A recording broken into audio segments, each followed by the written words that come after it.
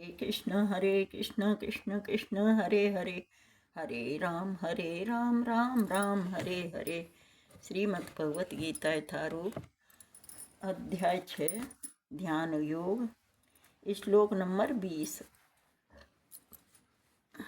यत्रो परमते चित्तं निरुद्धं योग सेवया, यत्र चैवात्मनात्मनं पश्यन्नात्मनि तुष्यति, सुखमात्यन्तिकं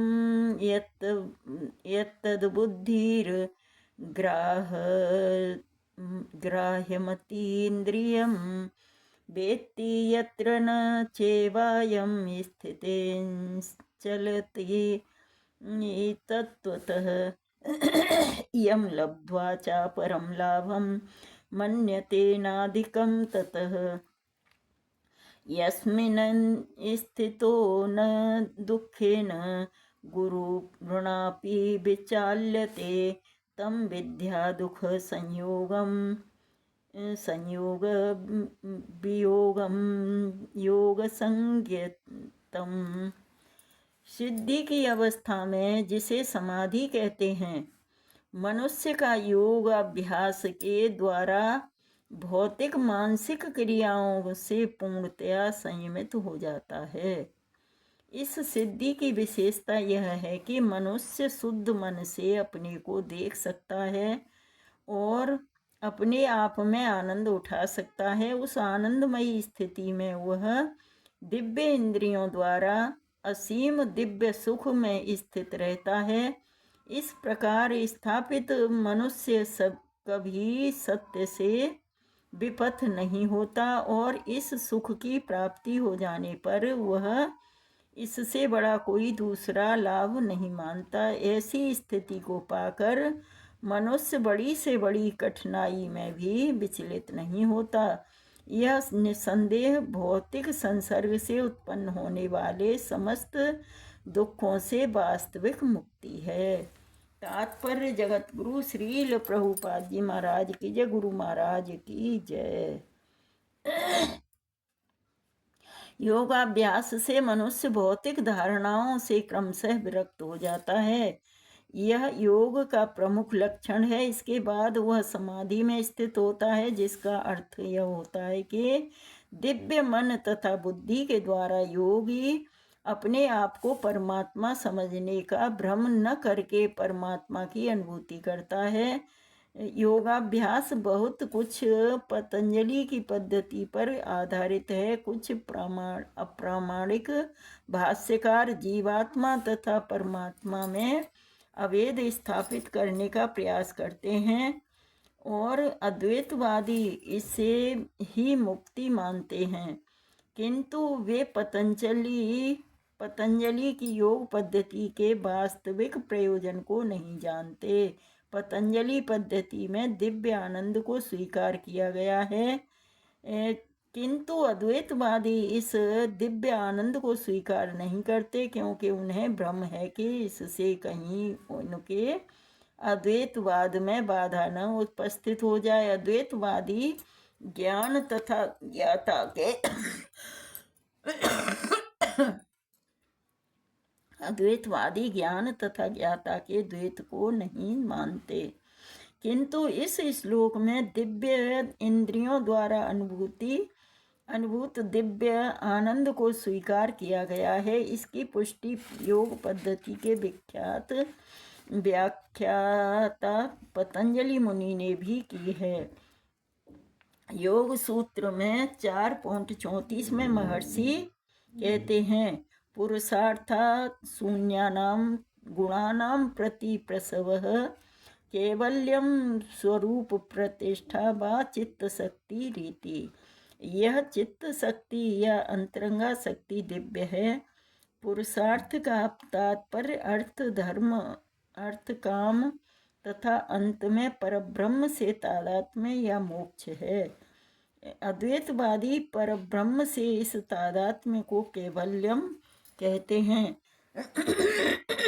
किंतु पतंजलि के अनुसार कैवल्यम वह अंतरंगा या दिव्य शक्ति है जिससे जीवात्मा अपनी स्वाभाविक स्थिति से अवगत होता है।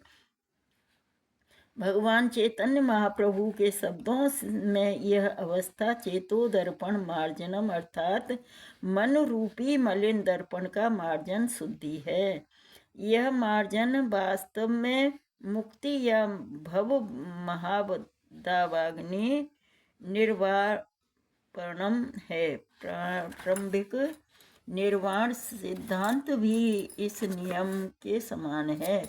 भागवतम में 2.10.6 में इसे स्वरूपेण व्यवस्थित कहा गया है। भगवत गीता के इस श्लोक में भी इसी की पुष्टि हुई है। निर्वाण के बाद आध्यात्मिक कार्यकलापों की या भगवत भक्ति की अभिव्यक्ति होती है जिसे कृष्ण भावनामृत कहते हैं।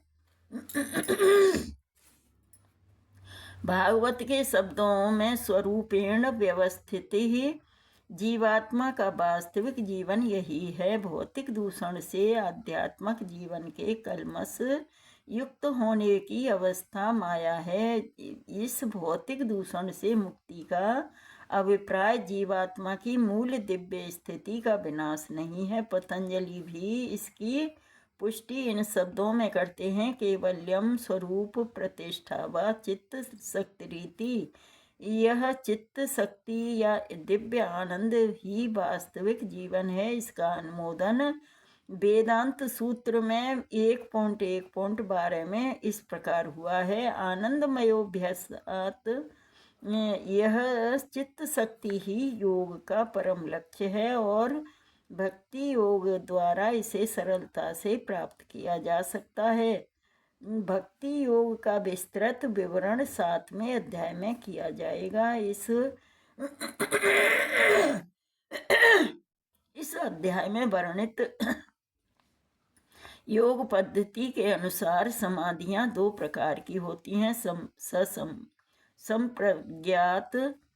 संप्रज्ञात तथा असंप्रज्ञात समाधियां। जब मनुष्य विभिन्न दार्शनिक शोधों के द्वारा दिव्य स्थिति को प्राप्त होता है तो यह कहा जाता है कि उसे संप्रज्ञात समाधि प्राप्त हुई है।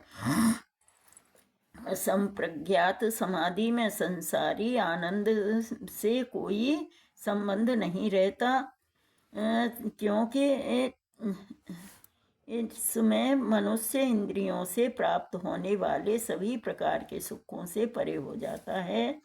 इस बार इस दिव्य स्थिति को प्राप्त कर लेने पर योगी कभी उससे डिगता नहीं। जब तक योगी इस स्थिति को प्राप्त नहीं कर लेता तब तक वह असफल रहता है। आजकल के तथाकथित योगाभ्यास में विभिन्न इंद्रिय सुख सम्मिलित हैं जो योग के सर्वथा विपरीत हैं। योगी होकर यदि कोई मैथुन तथा मादक द्रव्य सेवन में अनुरक्त होता है तो वह यह उपहासजनक है। यहाँ तक कि जो योगी योग की सिद्धियों के प्रति आकृष्ट रहते हैं वे भी योग में आरूढ़ नहीं कहे जा सकते। यदि योगी जन योग की आनुषंगिक वस्तुओं के प्रति आकृष्ट हैं तो उन्हें सिद्ध अवस्था प्राप्त हुआ नहीं कहा जा सकता।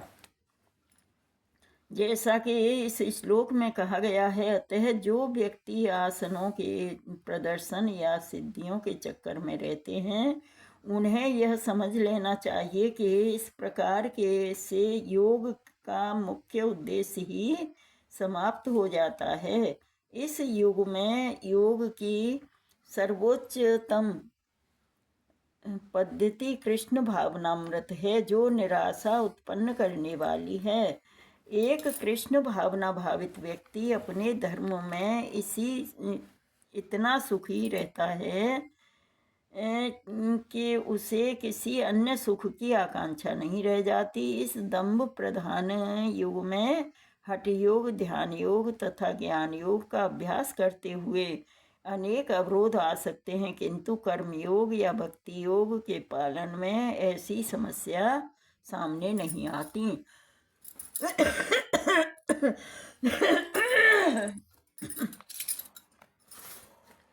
जब तक यह शरीर रहता है तब तक शरीर की आवश्यकताओं, आहार, निद्रा, भय, मैथुन को पूरा करना होता है, किंतु जो व्यक्ति शुद्ध भक्ति योग में अथवा कृष्ण भावनामृत में स्थित होता है, वह शरीर की आवश्यकताओं की पूर्ति करते समय इंद्रियों को उत्तेजित नहीं करता, प्रत्युत वह घाटे के सौदे का सर्वोत्तम उपयोग करके जीवन की न्यूनतम आवश्यकताओं को स्वीकार करता है और कृष्ण भावनामृत में दिव्य सुख भोगता है। वह दुर्घटनाओं, रोगों, अभावों और यहाँ तक कि अपने प्रियजनों की मृत्यु जैसी आपातकालीन घटनाओं के प्रति भी निरपेक्ष रहता है, किंतु कृष्ण भावनामृत या भक्ति योगी संबंधी अपने कर्मों को पूरा करने में वह सदैव सचेष्ट रहता है। दुर्घटनाएं उसे कर्तव्य पथ से विचलित नहीं कर पाती, जैसा कि भगवत गीता में 2.14 में कहा गया है, आगमापायनो नित्यास्तान्तिच्छस्व भारत। वह इन प्रासंगिक घटनाओं को सहता है, क्योंकि वह यह भली भांति जानता है कि ऐसी घटनाएं ऐसे ही आती जाती रहती हैं, इनसे उसके कर्तव्य पर कोई प्रभाव नहीं पड़ता। इस प्रकार वह योगाभ्यास में परम सिद्धि प्राप्त करता है। हरे कृष्णा कृष्ण कृष्ण हरे हरे, हरे राम राम राम हरे हरे। तो यहाँ योगाभ्यास के बारे में प्रभुपाद जी बताते हैं। तो योगाभ्यास हम करना चाहें तो कर सकते हैं, लेकिन करने में हमें टाइम लगता है और टाइम भी लगता है, और हम कर सकते हैं, भगवान को प्राप्त कर सकते हैं उसी प्रकार भी।